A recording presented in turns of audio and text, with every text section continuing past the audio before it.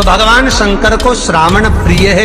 एक कारण कहा कि मंथन में जो विष निकला उस विष का पान किया और भगवान देवताओं ने मिलकर भगवान शंकर का जलाभिषेक किया।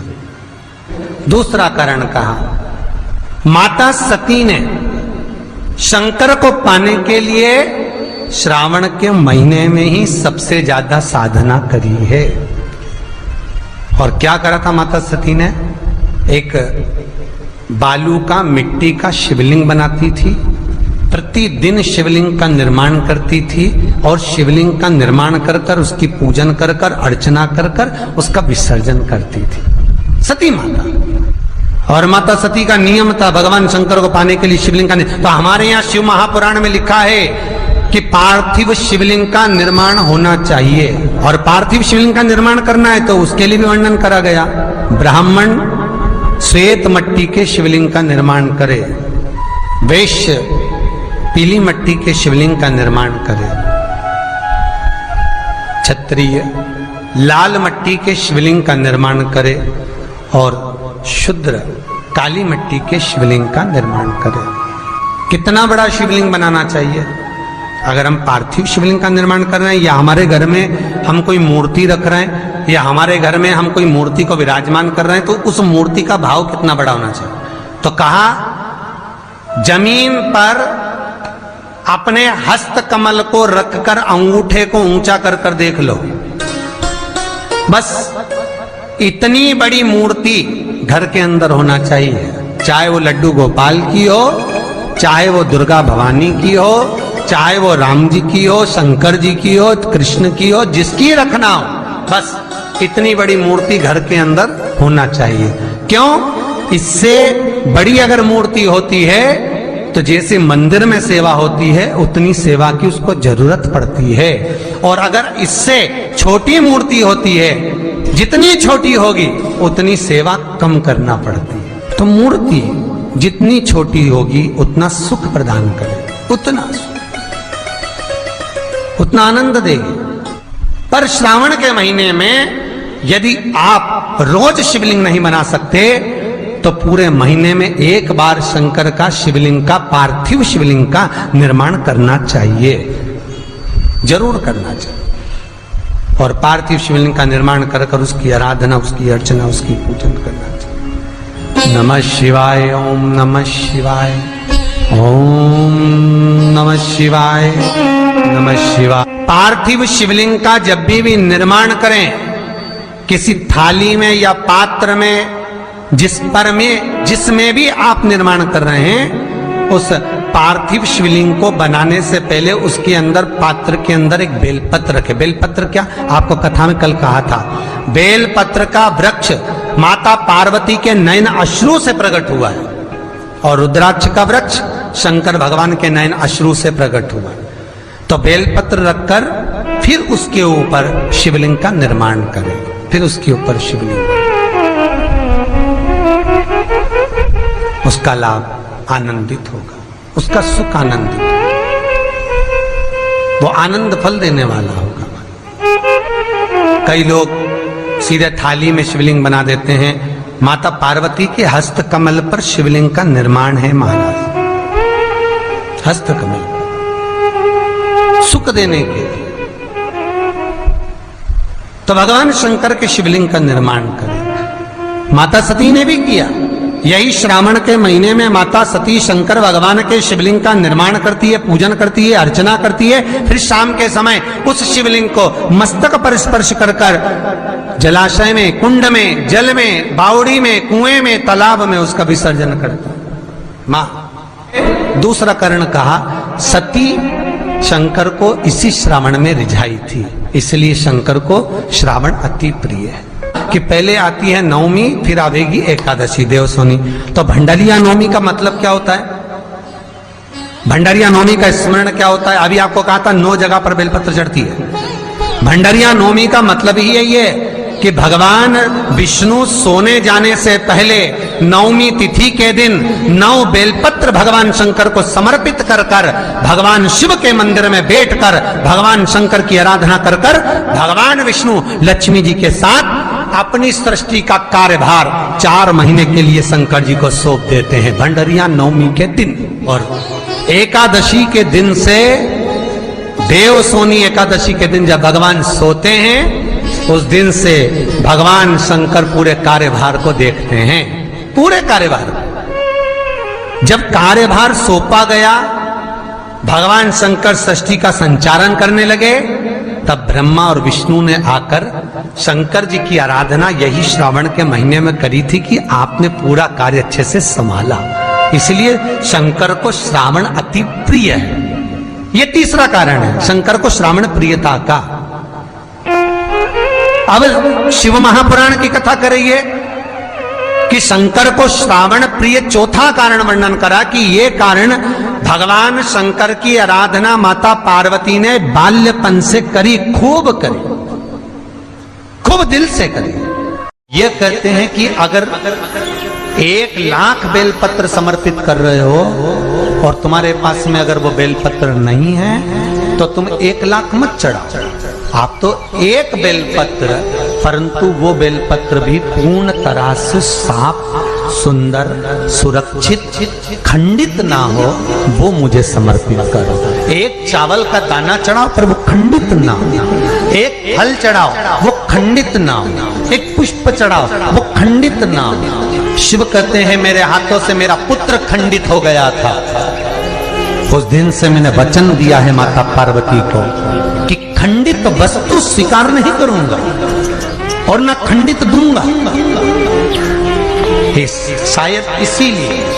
शायद इसीलिए ये चरित्र कथा है कि जिस नारी का गर्भ 2-3 महीना ठहरने के बाद में गर्भ गिर जाता हो, 4 महीना ठहरने के बाद गर्भ गिर जाता हो, गर्भ बच्चा पूर्ण नहीं होता हो, या बच्चा कहीं शरीर के अंदर डॉक्टर कह रहे हैं सोनोग्राफी में कि ये विकलांग है, बच्चे के पाँव में या मुख में या शरीर में पानी भरा गया है, ये सुरक्षित नहीं होगा, ये बुद्धि से कमजोर होगा, या ये बच्चा ऐसा विकलांग होगा, तो उसी समय पर जैसे ही डॉक्टर ने कहा वैसे ही एक श्रीफल, और वो श्रीफल खंडित नहीं होना चाहिए, उस श्रीफल पर जो नारी है गर्भ से है, उस नारी का सिर से लेकर एड़ी तक एक लच्छा मतलब मोली मतलब नाड़ा जो हाथ में बांधते हो, कलेवा, उसको नाप कर श्रीफल पर भगवान शंकर का नाम लेकर उस स्त्री का नाम और गोत्र बोलकर बांधकर भगवान शंकर के चरणों में ले जाकर रख दीजिए, फिर वो बच्चे की जवाबदारी शिव की हो जाती है, फिर शंकर की, क्योंकि शिव ने माता पार्वती को वचन दिया था कि मैं खंडित नहीं दे सकता। सारे देवताओं के मंदिर में नारियल फूटता है, हनुमान जी के मंदिर में नारियल फूटता है, राम जी के मंदिर में नारियल फूटता है, देवी जी के मंदिर में नारियल फोड़ा जाता है,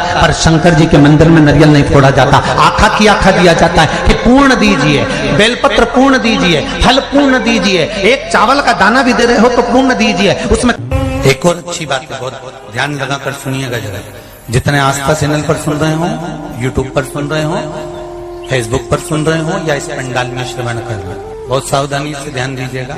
कभी श्रावण महीने में अगर आप शंकर जी के मंदिर में जाएं और शिव मंदिर किसी वृक्ष के नीचे हो, बट वृक्ष के नीचे हो, चाहे पीपल के वृक्ष के नीचे हो, चाहे वो आंवले के वृक्ष के नीचे हो, चाहे वो बेलपत्री के वृक्ष के नीचे हो, चाहे वो शमी के वृक्ष के नीचे हो, चाहे जिस वृक्ष, कोई भी वृक्ष के नीचे अगर कोई शिवालय है, शंकर जी का कोई मंदिर या शंकर जी का कोई शिवलिंग रखा हुआ, तो एक दुर्वा किसी भी श्रावण महीने में तुम जब भी किसी शिवालय में जाएं, जिस वृक्ष के नीचे शिवलिंग हो, उस शिवलिंग पर ये शिवलिंग रखा हुआ है, ये जलाधारी है। जलाधारी पर जहां शिवलिंग रखा हुआ है वहां कटी भाग है, कटी भाग माता पार्वती जी का हस्तकमल, उसके ऊपर रखा हुआ है शिवलिंग, सामने अशोक सुंदरी और भगवान शंकर के दोनों पुत्र गणेश कार्तिकेय, ऊपर से जल गिरता है जया, विषहारा, शामलीवारी, दौतली, देव, ये भगवान शंकर की 5 बेटियां। तो जो कटी भाग है, इस कटी भाग पर अगर मात्र एक दुर्वा समर्पित कर जिसकी किडनी या लीवर डैमेज हो रहा हो, काम नहीं कर रहा हो, या किडनी लीवर में कोई तकलीफ हो रही हो, या डायलिसिस चल रहा हो, तो मात्र एक दुर्वा उस कटी भाग पर श्रावण महीने में समर्पित कर कर उस दुर्वा के 7 टुकड़े कर कर 7 दिन प्रतिदिन सुबह के समय पर उसको चबाकर खा लेने पर या निगल जाने पर धीरे धीरे धीरे धीरे डायलिसिस बंद होने लगता है और किडनी लीवर अपना काम करना प्रारंभ कर देते हैं। एक दुर्वा, कितनी दुर्वा? एक दुर्वा, मात्र एक दुर्वा।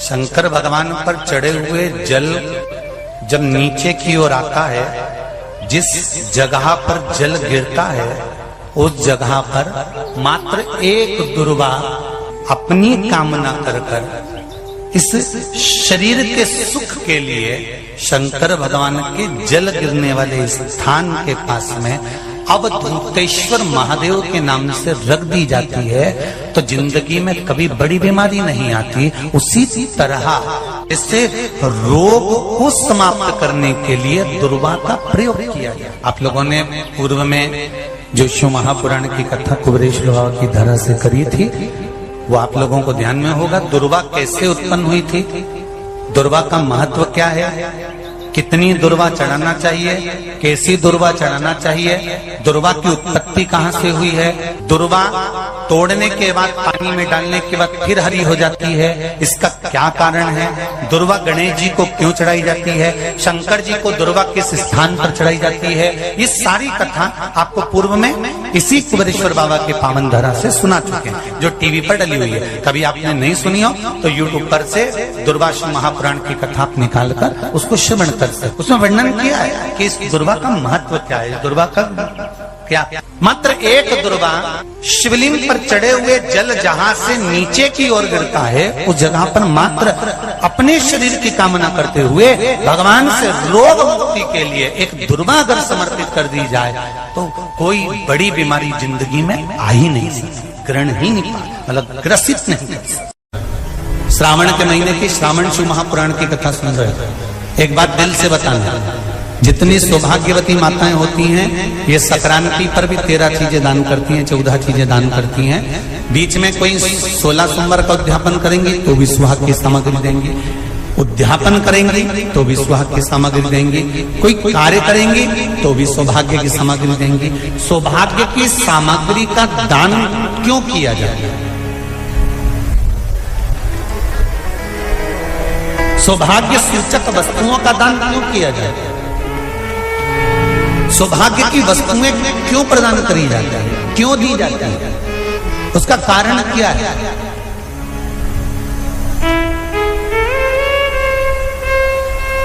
क्यों देते हैं महाराज?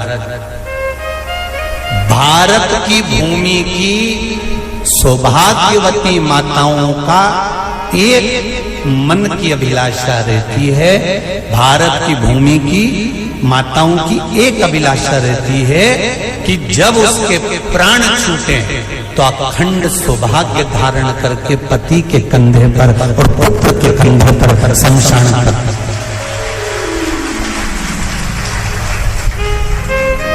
ये भारत की भूमि की माताओं की सोच है, उनके मन का संकल्प, उनके मन का भाव।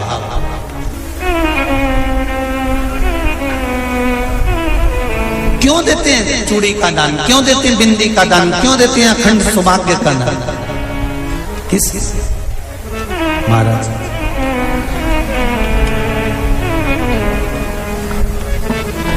मेरे हाथों में भर भर के चूड़ी रहे, मेरे हाथों में भर भर के चूड़ी, और मैया कोई कामना मेरे मस्तक पे चमकती चूनर रहे, मेरे मस्तक पे चमकती चूनर रहे, और मैया कोई कामना मेरी मांगों में भर भर के सिंदूर रहे, मेरी मांगों में भर भर के सिंदूर रहे, और मोर मैया कोई काम नहीं, मेरे पाँव में बिछुड़ी का जोड़ा एक बिछुड़ी नहीं, कितनी 2 3 4 5 एक एक पाँव में जोड़े से बिछुड़ी होना चाहिए,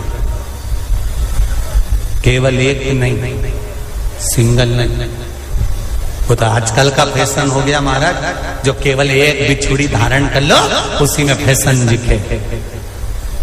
श्रावण की शिव महापुराण की कथा कहती है, जब बेटी को विदा करा जाता है और पहली बार बेटी के पांव में जब बिछुड़ी डाली जाती है तो वो बिछुड़ी भी अलग अलग नहीं होती, उस बिछुड़ी के जोड़ को चेन से एक दूसरे से बंधा हुआ होता। बोला सही है कि गलत है? जितने आस्था चैनल पर कथा सुन रहे हैं, जितने फेसबुक पर सुन रहे हैं, यूट्यूब पर सुन रहे हैं, सुन लेना कि मेरे भारत की माताओं का जब पाणी ग्रहण संस्कार किसी बेटी का होता है, उसके पांव में जब पहली बार बिछुड़ा पिनाया जाता है, बिछुड़ी पिनाई जाती है, तो वो बिछुड़ी भी एक दूसरे से बंधी हुई होती है, चेन से बंधी हुई होती है। उसको अलग अलग वाली बिछुड़ी शादी के मंडप में नहीं पिनाई जाती। क्यों? जैसे ये बिछुड़ी एक दूसरे से पांव में बंधी हुई है, तुम्हारी जिंदगी अंतिम श्वास तक ऐसी ही बंधी है, यही बनना चाहिए।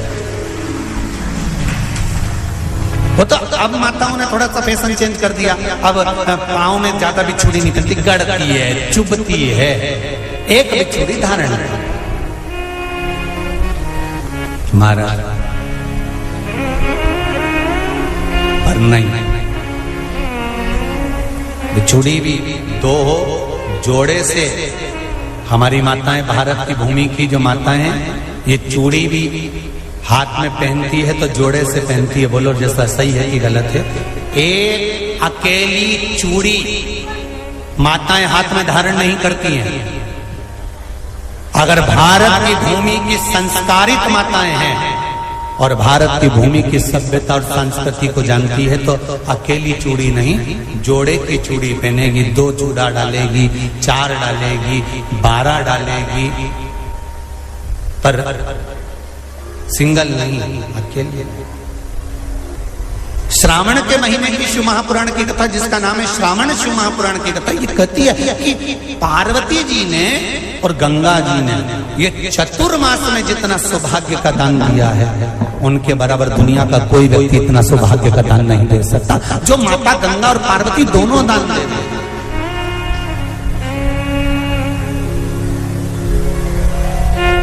प्रतिदिन दे रहे हैं।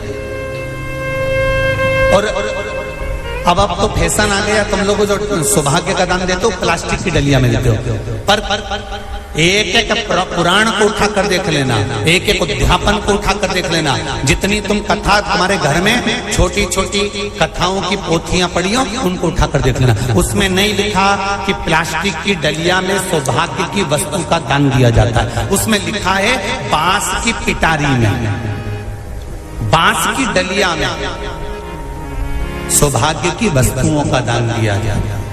क्यों?